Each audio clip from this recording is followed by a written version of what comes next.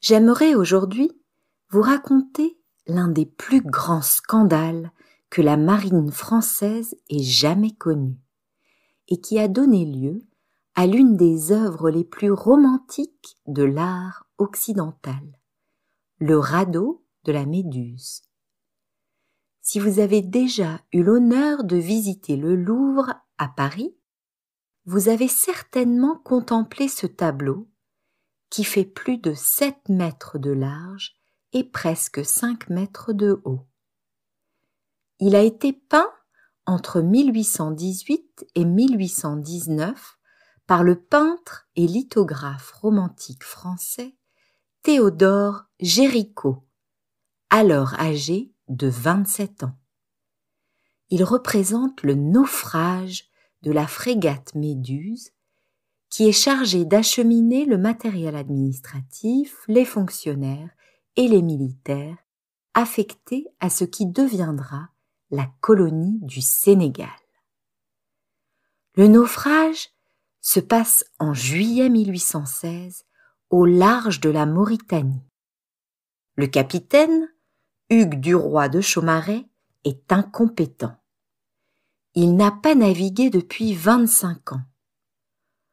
On lui confie le commandement du navire pour le remercier des services rendus à la monarchie.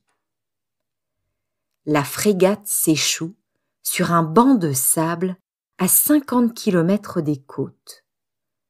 Le radeau est initialement construit pour y placer les objets lourds et alléger le navire.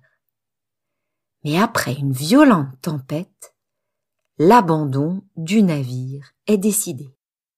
Le petit peuple, environ 150 personnes, est entassé sur le radeau alors que les autres se répartissent sur les canaux de sauvetage. Pendant 12 jours, les naufragés vivent un enfer. Exiguïté, faim, soif, soleil implacable. Ils n'ont ni à manger, ni à boire, mais sont par contre en possession de barriques de vin pour étancher leur soif. L'ivresse et les conditions font d'effroyables dégâts. Émeutes, massacres et même cannibalisme.